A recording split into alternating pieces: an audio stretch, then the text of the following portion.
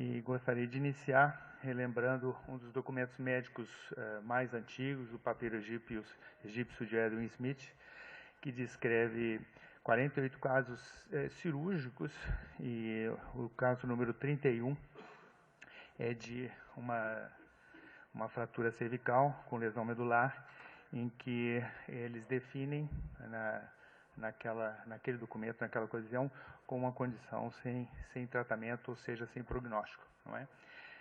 Na verdade, nos anos que se seguiram, essa impressão mudou pouco, e só para reforçar, na Primeira Guerra Mundial, os Estados Unidos tiveram 1.400 soldados com lesão medular, e a mortalidade foi expressiva, da ordem de 95%. Percebam, então, que ainda nessa faixa, um desfecho importante a ser considerado era a mortalidade. Não é? Alguns anos depois, já na Segunda Guerra Mundial, na metade do século XX, os Estados Unidos tiveram 2.500 soldados sobreviventes, e a grande maioria deles conseguiram retornar para a sua atividade laboral, casa, dirigir carro. Então percebam que o desfecho aqui já mudou, e não é só interessante, útil utilizar o parâmetro de mortalidade, e a gente precisa então sair do ambiente hospitalar, e a prioridade aqui não é só recuperar o paciente ou mantê-lo vivo. Na verdade, a ideia é seguir o que o Prigatano defende, você valorizar um desfecho mais social em termos de reabilitação. Não é?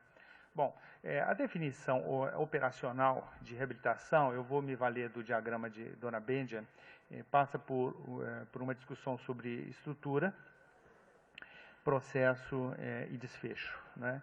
Dentro de estrutura, mais do que condições físicas e equipamento, eu queria destacar a importância de uma equipe motivada, bem treinada e voltada para esses aspectos do desfecho, de o que seria uma reabilitação, pensando em fora dos muros do hospital.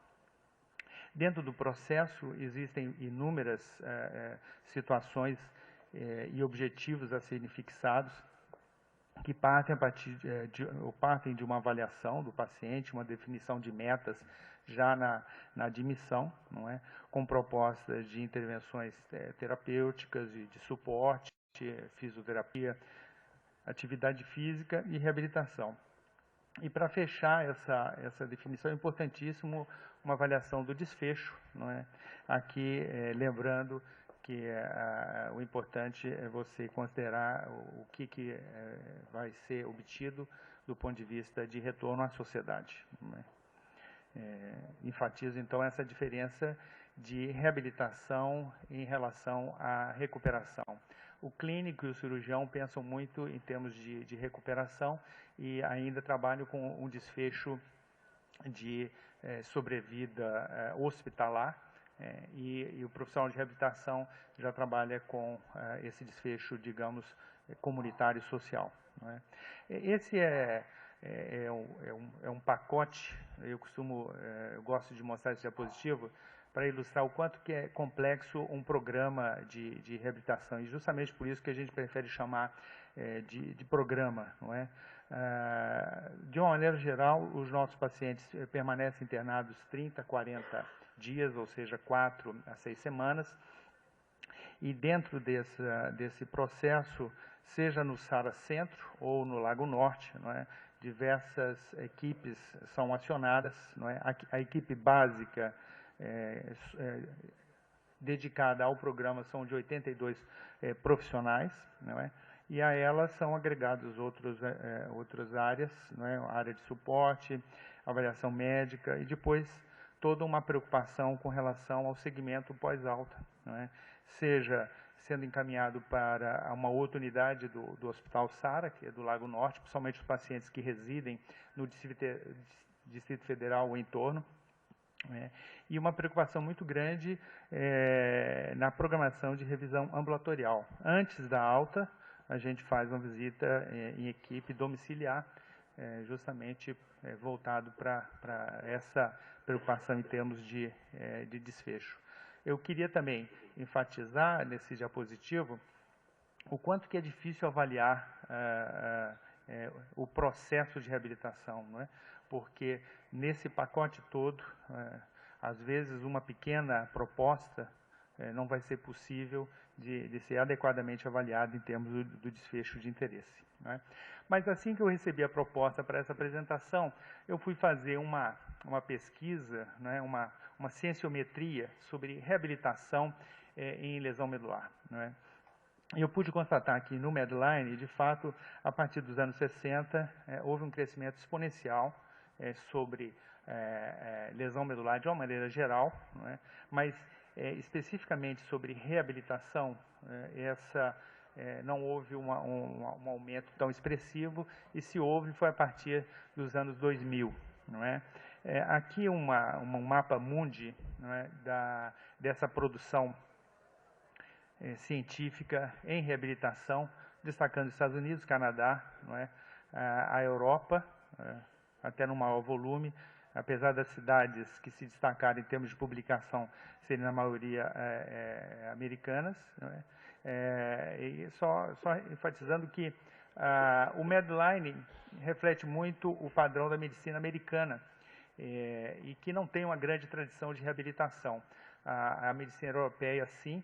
Tanto é verdade que a gente tem menos periódicos de reabilitação indexados no Medlines do que no Embase, por exemplo. Então, o ideal é a gente também sempre fazer essa pesquisa no Embase, que reflete mais uma proposta de reabilitação, não é? Do ponto de vista de ensaio clínico, até aproveitando a apresentação do professor, eu fui atrás de ensaios clínicos para avaliar reabilitação, não é?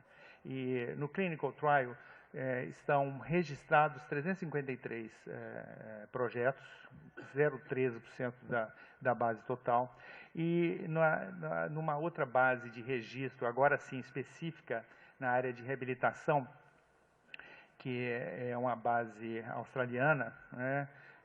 Nós constatamos 74 protocolos, num total de 15 mil, ou seja, 0,6%. Né? A distribuição dos ensaios clínicos, pelo menos no Clinical Trial, no mapa mundi, é essa, né? Mais uma vez destacando Estados Unidos e Canadá, a Europa em segundo lugar, a China vem se destacando, a América do Sul com 10 projetos registrados, isso no Clinical Trial. Bom, mas apesar de a gente perceber que existe uma produção e uma preocupação mais recente e crescente em reabilitação, a gente percebe que há uma certa dificuldade na transferência de conhecimento em reabilitação, não é? Ou seja, o que acontece para a gente ter tão pouca evidência ainda em reabilitação em lesão medular para poder transformar isso para a prática clínica, não é? E os especialistas acham que o foco está em 3 pontos, não é, nesse triângulo. Começando pelo pesquisador, não é, que ainda trabalha com desfechos que não refletem exatamente as aspirações do paciente, não refletem os desfechos ditos com validade ecológica ou validade social, não é? Que seriam aqueles instrumentos que vão identificar, muito mais do que qualidade de vida, mas identificar o regresso desse paciente à sua comunidade, do ponto de vista de trabalho, não é? Convívio familiar, afetivo e assim por diante, não é? O famigerado conflito de interesse ainda prevalece e atrapalha muito para o lado do pesquisador. Do ponto de vista do usuário, que seríamos nós, né, profissionais de reabilitação, a dificuldade justamente de identificar numa proposta de intervenção, dentro de um pacote maior, exatamente os detalhes e a eterna dúvida sobre frequência, intensidade e duração daquela intervenção. E o ambiente, porque ainda prevalece na grande maioria dos centros de reabilitação uma certa dificuldade e uma certa política de não incentivo à atualização, por incrível que pareça. E a gente tem que enfatizar, mais recentemente, a importância de sempre ouvir o paciente, ou seja, tem que ter um mecanismo de retroalimentação para poder a gente otimizar essa transferência de conhecimento, né? Talvez por isso eu não possa, de fato, trazer grandes novidades ou perspectivas em termos de reabilitação, além daquelas que os senhores já conhecem. Uma dificuldade em particular para avolumar evidência na área, e eu tive a oportunidade de ver nas apresentações anteriores, ainda muitos usam o Frankel, mas o ASIA é o mais preconizado. E um aspecto importante é essa taxa de conversão do ASIA, não nos extremos A para A, nos 2 primeiros meses de internação, é uma taxa de 80%, 90%, lembrando então que tem 10% que ainda migram, não é? Apesar das intervenções. Não é? A grande taxa de conversão acontece nas lesões ditas incompletas, B e C. B chega a quase 50% para C e C a quase 60% para D. Não é? E com o D mesmo, obrigado. Eu fui, especificamente para essa apresentação, fui fazer um levantamento da classificação ASIA, que a gente chama de lesão medular completa, ou seja, ASIA A e B, nos últimos 17 anos, de 2000 a 2016. E a gente constatou um fenômeno que tem sido documentado no mundo inteiro, que é uma redução nas admissões de pacientes com lesão motora completa. Não é? O porquê isso vem acontecendo, existem diversas teorias, não é? Particularmente aqui no Brasil, a gente pode alegar a questão da assistência no local do acidente, a atuação dos senhores, neurocirurgiões, não é? O corticoide, se entrou aqui, eu não sei, né? Mas eu acompanhei a discussão, mas o fato é que vem aumentando então o contingente de pacientes com um nível, uma classificação ASIA com um prognóstico melhor e, portanto, sujeitos a uma preocupação maior de intervenção, né? Eu pude identificar um foco muito importante na literatura, que é essa de tentar ouvir o paciente, não é?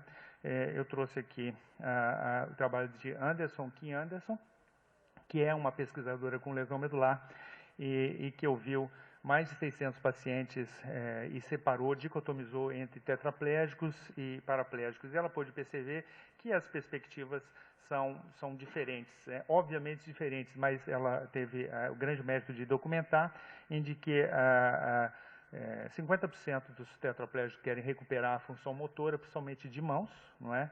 E depois bexiga, intestino e tal, e dos paraplégicos a função sexual e também bexiga e intestino, não é? Isso redundou, inclusive, numa revisão sistemática publicada agora em 2012, compilando 24 artigos, inclusive o da Anderson, e eles puderam constatar a mesma conclusão. Quer dizer, uma preocupação maior com a recuperação motora, principalmente de mãos e braços em tetraplégicos e motora em paraplégicos, né? A bexiga e intestino ainda é um motivo de preocupação, particularmente intestino, não é? E a função sexual, além de também ter sido destacado nessa revisão sistemática, que envolveu mais de 5.000 pacientes, não é? Da Europa e Estados Unidos e Canadá, uma preocupação com saúde e relacionamento, não é? Para finalizar, só enfatizar que a gente tem uma preocupação muito grande em ouvir o paciente. Eu trouxe aqui, na página do SARA, existe um item chamado solicitação de retorno, onde eles se manifestam do ponto de vista de solicitar um retorno. E esse foi uma solicitação feita nas últimas 3 semanas, eu que estava escalado para avaliar, eu achei muito interessante porque ela reflete exatamente o que os estudos anteriores mostraram, do ponto de vista da importância da gente ouvir as aspirações dos nossos usuários. E esse paciente é um tetraplégico de Rondônia, né, tão longe assim, mas ele já tá agendado para ser avaliado pelo grupo da fisioterapia e encaminhar para o cirurgião, no que tange a questão da demanda de membros superiores, e já está com todos os exames urológicos também agendados, não é? Então, acho que é importante essa percepção de que a gente tem que estar atento para essa nova perspectiva, não é? Eu fui intensivista durante muitos anos e eu estava acompanhando aqui a discussão do corticoide e durante muitos anos eu usei corticoide no choque séptico. E a gente travou uma discussão muito grande, mundial, sobre o uso ou não do corticoide na fase do choque séptico. E a gente sabia que a mortalidade hospitalar, a mortalidade de UTI melhorava. Piorava a mortalidade hospitalar quando a gente resolveu sair da UTI. E depois, agora, os desfechos em quem trabalha em UTI estão voltados para extra-hospitalar, né? Então, eu só queria enfatizar que essas mudanças de paradigma, principalmente em reabilitação, são muito importantes nesse contexto. Eu agradeço.